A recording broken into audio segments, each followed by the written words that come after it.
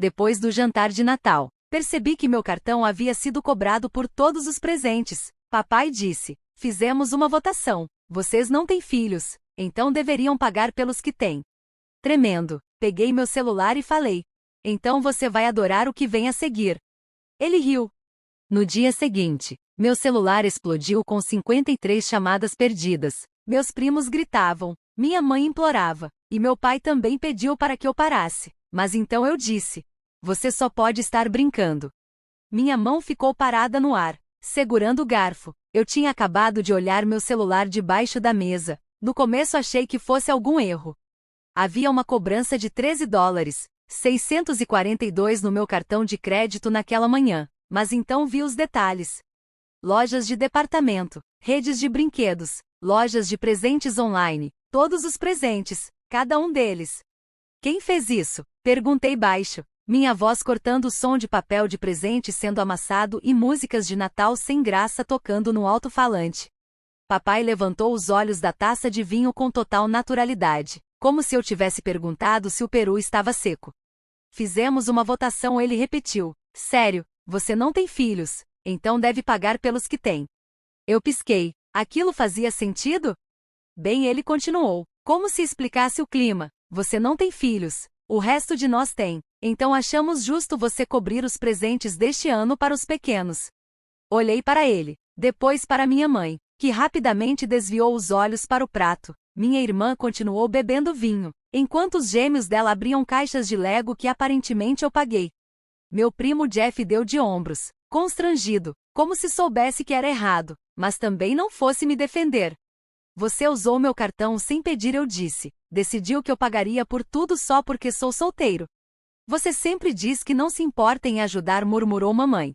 Ajudar? Repeti, quase rindo. Ajudar é oferecer. Isso foi uma conspiração. Não fique tão chateado, papai disse, dando de ombros. É só dinheiro, você tem bastante.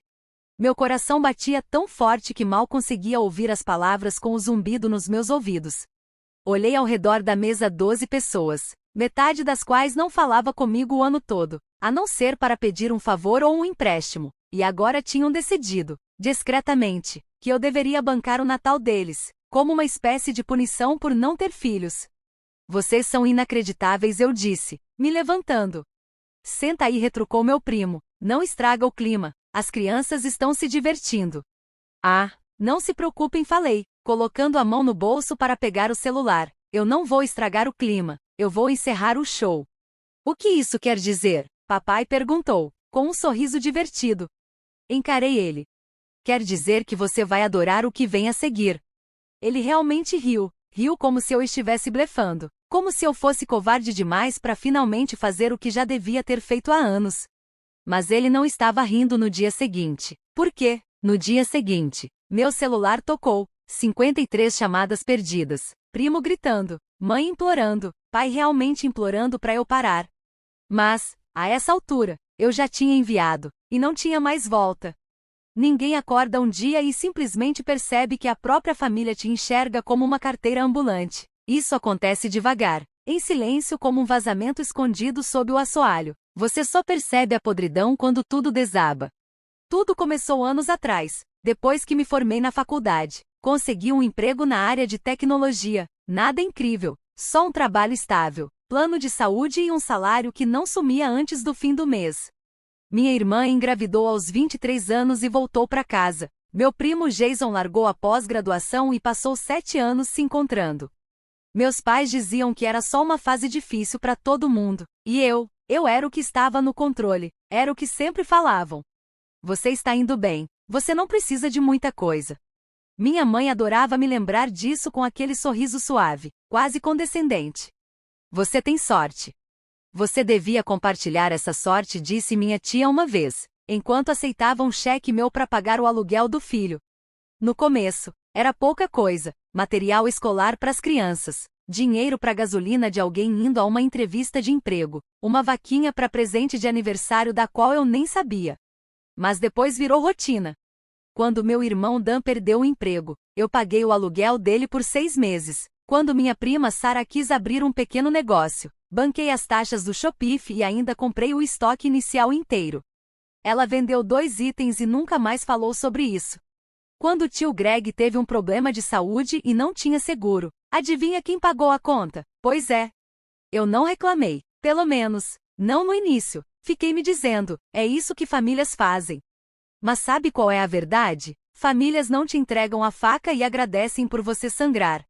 Eles me sugaram até não sobrar mais nada e eu deixei. O pior é que eles agiam como se estivessem me fazendo um favor. Você se sente bem ajudando. Seu nome está no cartão do grupo. Isso é especial. Não fica assim, tenso. A gente é família. Ninguém nunca disse obrigado, nenhuma vez. E não era só sobre dinheiro, era tempo, energia, atenção, minha capacidade emocional. Eu era babá oficial, o contato de emergência, o socorro garantido. Uma vez, peguei uma gripe horrível na véspera de Natal. Mandei uma mensagem para minha mãe avisando que não ia conseguir ir. Ela respondeu: Ok, mas você ainda pode mandar os presentes? As crianças estão contando com você.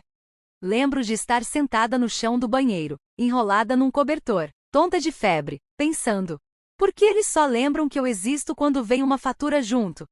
Mas o momento em que tudo finalmente fez sentido, o estalo que deu início à reação em cadeia veio 3 meses antes daquele jantar de Natal. Levei minha sobrinha a uma livraria e deixei que ela escolhesse o que quisesse. $50 depois, ela saiu com materiais de arte, alguns livros de capa dura e uma preguiça de pelúcia gigante, que ela chamou de Slump. Ela ficou radiante, eu também.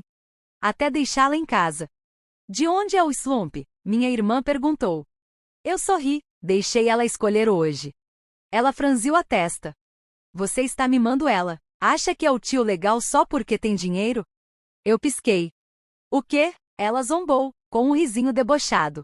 Talvez você devesse gastar menos com brinquedos e mais com uma personalidade. Aquilo me atingiu com tanta força que, por um segundo, eu quase ri. Eu tinha acabado de passar o fim de semana com o filho dela. Tempo que eu poderia ter usado para descansar, sair, viver. Em vez de um simples obrigado, recebi sarcasmo. Como se ser prestativo me tornasse ridículo. Foi aí que a máscara caiu, não a dela, a minha. Foi quando eu os vi como realmente eram. Tomadores, disfarçados de família. Especialistas em culpa. Nunca me respeitaram, mal gostavam de mim. Eu não era parte da família, eu era um caixa eletrônico com pernas. E então chegou dezembro. Os planos de Natal começaram a pipocar no grupo da família lá por meados de novembro. Claro, esperavam que eu fosse o anfitrião mais uma vez, o Papai Noel do cartão de crédito. Mas dessa vez, eu estava decidido a dizer não. De verdade. Até que meu pai me mandou uma mensagem em particular. Você é tão bom nisso, por que não cuida de todos os presentes de novo? A gente resolve isso depois. Eu ainda nem tinha superado o que aconteceu no ano passado, ou no retrasado. Então respondi de forma direta e fria. Só se combinarmos previamente quem vai pagar o quê. Ele visualizou a mensagem, e ficou no vácuo por 3 semanas. Achei que, talvez, a ficha tivesse caído. Eu estava errado. Eles usaram meu cartão reserva. Aquele que eu tinha dado para minha mãe, anos atrás, só para emergências. Ela ainda tinha um número. Pelo visto, compartilhou com os outros porque o extrato mostrava compras feitas em 5 lojas diferentes, nenhuma delas na região dela. Ela não comprou nada, eles compraram tudo. E quando eu mencionei isso no jantar, eles riram. Riram. As palavras exatas do meu pai. Nós votamos. Você não tem filhos, então deve pagar pelos que tem. Como se isso fosse justo. Como se isso fosse democracia. Como se eu não tivesse o direito de dizer não. Naquele momento, entendi que eles realmente acreditavam nisso. Acreditavam que eu existia para aliviar o fardo deles. Que o fato de eu não ter filhos me tornava devedor dos que tinham família de verdade. Como se minha vida, minha paz, meu tempo e meu dinheiro fossem todos menos importantes que os deles. E quando me levantei da mesa e disse que eles iam adorar o que viria a seguir, eles nem se importaram. Meu pai riu porque, para eles, eu estava só blefando. Como sempre. Mal dormi naquela noite. Não por culpa, ainda não tinha superado essa fase, mas também não estava mais preso nela. Fiquei acordado, deitado na cama, revivendo cada comentário passivo-agressivo, cada expectativa nunca dita, cada vez que me fizeram me sentir menos por não ter o que eles tinham. Crianças, caos, como se isso tornasse eles melhores, nobres. E eu, descartável. Mas, quando o sol nasceu e pintou o teto do meu quarto de um laranja suave, algo dentro de mim mudou.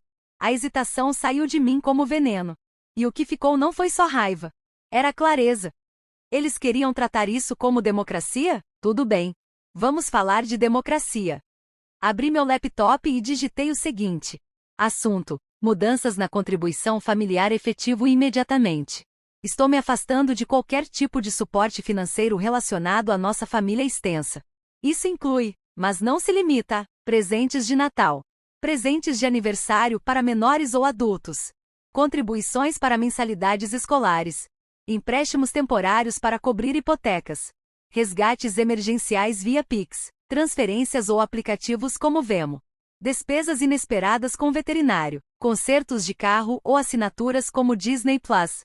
Se você usou meu cartão sem autorização, espere um estorno. Se você salvou meus dados ou os compartilhou sem minha permissão, espere contato legal. Você votou, agora é minha vez de votar. Feliz Natal da tia sem filhos.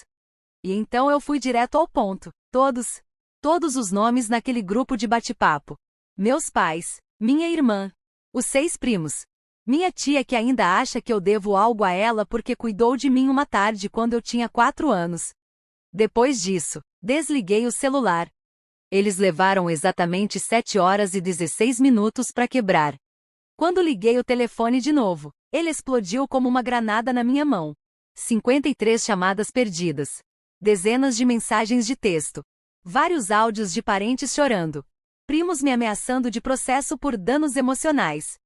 E uma mensagem da minha mãe que começava com: meu coração está em pedaços, e terminava com: isso é mais do que decepcionante. Meu pai me ligou 12 vezes. A última mensagem de voz dele era só uma frase: por favor, pelo amor de Deus, não faça isso. Mas já estava feito. Por quê? No momento em que perceberam o que eu quis dizer com chargeback, eu já tinha falado com meu banco. A denúncia de uso indevido foi aprovada. Mais de $600 em compras não autorizadas foram bloqueadas. As casas de sonho da Barbie? Os rifles Nerf de alta precisão? Em espera. Os iPads e as caixas natalinas? Devolvidos. E a cereja do bolo? Congelei o cartão de emergência. Então, quando minha prima Sara tentou usá-lo para reservar um hotel mais tarde naquela noite, recusado 2 vezes. As consequências foram nucleares. No dia seguinte, recebi uma ligação do meu tio, um dos poucos que nunca me pediu dinheiro, mas também nunca disse nada quando os outros pediram. A voz dele veio baixa, envergonhada. Sua mãe está chorando. Ela disse que você arruinou o Natal. Eu não hesitei. Não, eles arruinaram tudo quando decidiram transformar meu cartão em conta conjunta. Eles ficaram sobrecarregados. Não, eu o interrompi. Eles agiram com direito. Tem uma grande diferença. Silêncio. Então, você vai mesmo cobrar tudo? Eu já cobrei. Ele suspirou. Bom, não posso dizer que eles não mereceram. E desligou. Essa foi a última mensagem civilizada que recebi por dias. O verdadeiro confronto aconteceu 3 dias depois. Cheguei em casa do trabalho, e eles estavam me esperando na varanda. Minha mãe, meu pai e minha irmã Raquel, todos de braços cruzados e com o rosto fechado como se tivessem mastigado ácido de bateria. Podemos conversar? Minha mãe perguntou, com a voz trêmula. Abri a porta. Digam logo o que vieram dizer. A gente não queria que isso chegasse a esse ponto, ela disparou, nervosa. A gente só achou que o quê? Cortei. Que eu ia sorrir, engolir o prejuízo de novo e dizer, claro, me roubem, mas tragam a gemada. Meu pai tentou intervir. Filho, não vamos transformar isso numa guerra. Somos uma família. Eu ri, alto. Vocês declararam guerra quando usaram meu cartão sem permissão e chamaram isso de votação. Aquilo não parecia família. Parecia traição. Raquel revirou os olhos. Ai, meu Deus, você ainda está nessa? Tá agindo como se a gente tivesse esgotado todas as suas economias. Eu paguei o conserto do seu carro no verão passado. Gritei, porque você disse que não conseguiria chegar ao trabalho com o para-brisa rachado. Você disse que ia me pagar. Ela bufou. Você ganha 6 dígitos. Você aguenta. E é por isso respondi, me aproximando, que isso acaba agora. Vocês todos me tratam como se eu fosse só uma carteira ambulante que, de vez em quando, aparece com uma travessa de comida. Os olhos da minha mãe se encheram de lágrimas. A gente só queria dar um bom Natal para as crianças. Então rouba de mim? Respondi. Meu pai deu um passo à frente. Chega! Isso já passou dos limites. Você precisa resolver isso. Cancele os estornos. Agora. Eu olhei para ele. Não disse nada. Então ele tentou outro caminho. Pense em como isso parece, falou com um tom sombrio. O que você quer que as pessoas digam? Que você traiu a própria família por causa de uns brinquedos. Nem pisquei. Quero que digam que finalmente criei coragem. E então eu disse a única frase que fez minha mãe perder o ar. Raquel gritar e meu pai empalidecer completamente. Eu terminei com todos vocês. Já bloqueei todos os seus números. A partir deste fim de semana, tô me mudando para outro estado, sozinha. O silêncio foi glorioso. Abri a porta da frente. Agora saiam da minha varanda. As primeiras 48 horas depois do confronto foram de um silêncio absoluto. Honestamente, foi lindo. Sem ligações, sem mensagens passivo-agressivas, sem bombas de culpa disfarçadas de conversa de família. Pela primeira vez em anos, eu respirei, de verdade. Sentei no chão com uma xícara de café, ouvindo uma playlist aleatória do Spotify e sentindo, pela primeira vez, que não estava carregando o peso de ninguém. Ninguém esperando que eu pagasse uma conta. Ninguém precisando que eu salvasse o dia. Paz. Mas eu conheci a minha família. Eles não desistem fácil quando perdem seu patrocinador preferido. No terceiro dia, começaram a engatinhar de volta. E claro, no único idioma que conhecem, manipulação. Talvez a gente devesse conversar como adultos. Sua mãe tá doente de estresse. Tá feliz agora? As crianças estão perguntando por que o tio fantasma não liga mais. Vi as mensagens. Não respondi. Porque eu sabia que eles não sentiam minha falta. Sentiam falta do que eu proporcionava. Mas então algo inesperado aconteceu. Uma mensagem do meu primo, Jason. Eu estraguei tudo. Podemos conversar? Não respondi. 1 hora depois, ele estava na porta da minha casa. E parecia diferente. Não o Jason sonolento, de moletom e sarcasmo pronto. Estava limpo, cabelo arrumado, blazer, até um relógio no pulso. Parecia que estava encenando o papel de irmão funcional. Me matriculei em uns cursos online e ele disse: Marketing, tô começando a trabalhar com um amigo para tentar algo novo. Sério? Fiquei em silêncio. Sempre tive inveja de você, ele disse, depois de uma pausa. Foi por isso que reagi assim. Você tinha sua vida, sem caos, sem filhos, sem aquele barulho eterno, e eu odiava isso. Inclinei a cabeça. Você tá aqui por dinheiro? Não respondeu rápido. Vim dizer que não sou mais sua sombra. Por um segundo, eu acreditei. De verdade. Ele foi embora. 30 minutos depois, recebi um alerta do banco. Alguém estava tentando redefinir o acesso à minha conta online. Adivinha quem? Jason. Ele não tinha mudado. Tava atuando. Não veio se desculpar. Veio ver se eu ainda caía nas lágrimas dele. Bloqueei tudo. Mudei todas as senhas. Congelei o cartão reserva. Alertei o banco de novo. Essa foi a última vez que alguém da minha família tentou se aproximar de mim. E foi aí que veio a liberdade. Encerrei meu contrato de aluguel. Aceitei um novo emprego em outro estado, com salário melhor, apartamento novo, e nenhum parente num raio de 640 quilômetros. Mas o melhor nem foi o trabalho, nem o recomeço. Foi a mensagem da Kelly, esposa do Jason. Eu vi o que ele fez. Tô entrando com o pedido de divórcio. E obrigada, você foi a única pessoa que realmente me ajudou. Isso me atingiu mais forte do que eu esperava. O tempo todo. Ela sabia o que estava acontecendo, mas ficou em silêncio até agora. De repente, percebi, talvez minha decisão não fosse só por mim. Talvez o fato de eu ter me escolhido tenha dado coragem para outra pessoa fazer o mesmo. Antes de sair da cidade, deixei uma última mensagem no grupo da família. Renomeei o chat. Este banco foi encerrado definitivamente. Em vez disso, tente amar. Em seguida, cliquei em sair do grupo. Enquanto dirigia para longe, o carro lotado até o teto com caixas, música alta pelas janelas. Eu sorri. Eu estava sozinho. Mas, pela primeira vez, isso não parecia um castigo. Era liberdade. Engraçado como o mundo fica silencioso quando você exclui as pessoas que nunca se deram ao trabalho de ouvir o que você tinha a dizer. Depois que me mudei de estado, troquei meu número e bloqueei todos. O silêncio não era solidão. Era paz. Paz crua, firme, gloriosa. Chega de mensagens tipo: você pode cobrir meu aluguel esse mês? Chega de culpa disfarçada de preocupação. Chega de ver o celular acender com nomes que só apareciam quando tinham boletos. Eles se foram, e não foi só um corte. Pela primeira vez na minha vida adulta, eu não tinha nenhuma obrigação financeira com a sobrevivência de ninguém. E pela primeira vez, eu estava sobrevivendo nos meus termos. Achei um novo AP. Nada de luxo, mas era meu. Minhas regras. Meu orçamento. Minha paz. A geladeira, só com o que eu gostava. Na primeira noite dormindo lá, deixei o celular no modo não perturbe. Não porque eu esperava alguma ligação, mas porque, pela primeira vez, eu sabia que não viria nenhuma. E deixa eu te contar, existe uma cura que só acontece no silêncio.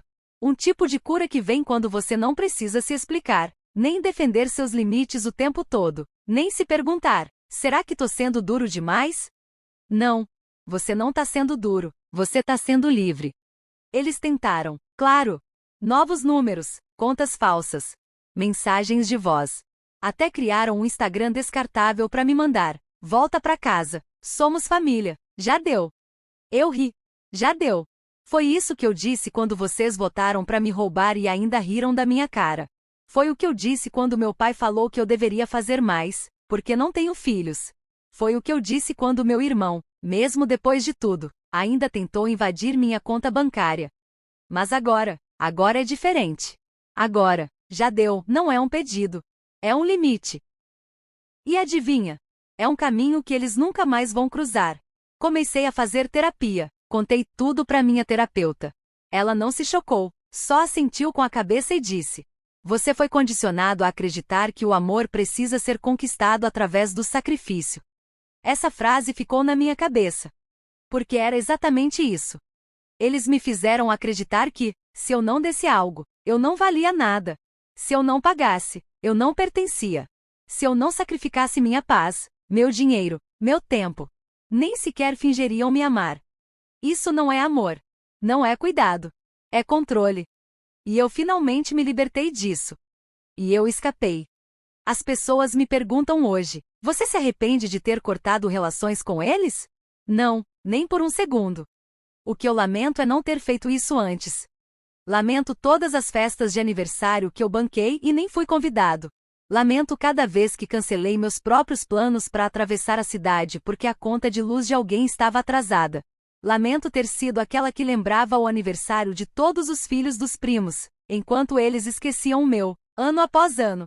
Lamento ter deixado que me convencessem de que eu era egoísta. Mas hoje eu não tremo nem por um instante quando penso neles. Eles fizeram a escolha deles no dia em que decidiram que eu era útil, não amada. Eles votaram. Agora eu votei também. Resultado unânime, cortei. Mas aqui está a reviravolta que eles nunca imaginaram. Estou melhor agora do que nunca estive enquanto era prisioneira emocional e financeira deles. Fui promovida. Comecei a viajar. Estou namorando alguém que não me pede nada além de verdade e carinho. Redescobri hobbies que abandonei anos atrás tentando ganhar aprovação. Voltei a fotografar. Tô aprendendo a cozinhar de verdade comida de verdade, não só delivery ou lanchinho à meia-noite, depois de pagar o aluguel de outra pessoa. Adotei um cachorro. Dei a ela o nome de Equilíbrio. Ela é tranquila, leal e não espera nada de mim além de amor. Honestamente, isso já é mais do que a maioria dos meus parentes de sangue me deu na vida. E quando achei que essa história tinha terminado, recebi uma mensagem de um número desconhecido. Ele saiu. Vamos nos divorciar. Só queria que você soubesse. Era a Kelly, agora ex-mulher do Jason. Ela finalmente o deixou.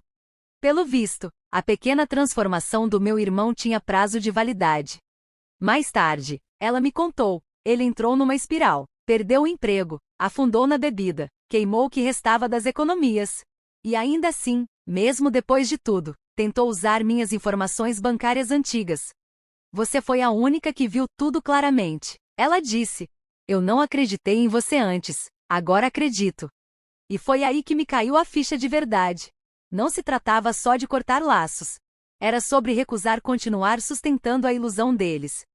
Às vezes, quando você vai embora, você não salva só a si mesmo. Você acende o caminho para que outra pessoa veja a verdade também. Eu não perdi uma família. Eu me livrei de uma armadilha. Então, quando alguém me pergunta, o que aconteceu com sua família? Eu sorrio e digo, eu costumava ser quem pagava pelo Natal, agora sou quem se salvou dele.